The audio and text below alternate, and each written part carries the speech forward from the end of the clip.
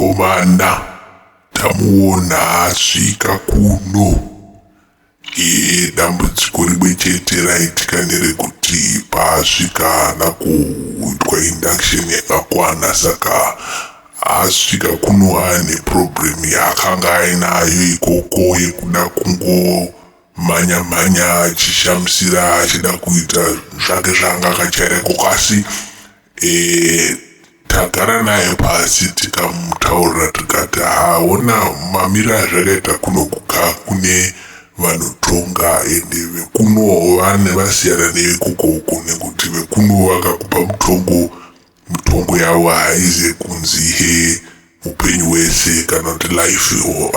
Kuno kune mutongo wekuti ukaunenge wapuwa mutongo wako unenge uchinzi eternity, ende mutongo yachona iyoyo you need to be very careful.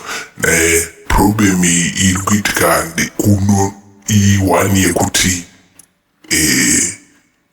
unofana kuzvidefenda iwo pacha zvako nemabasa ako awaita, asi mawitness unofana kunzwa futi mawitness ako achikumirira. Asi dambudziko hombe riripo ndekuti mawitness acho mamwe acho achiri ikoko asati afa, saka unotombomira tsara uchimirira mawitness ako ese. Kana mawitness ako akwana ozoprosida unotongwa.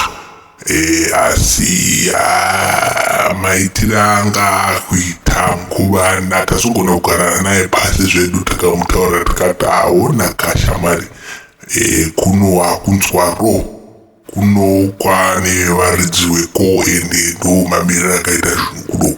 Ende pane problem iri kuitika ndekuti ane vamwe vari kumupomerao futi mhosva vari kuti ivo havaifanira kunge vakafawo nemaitiro akaita iwawa.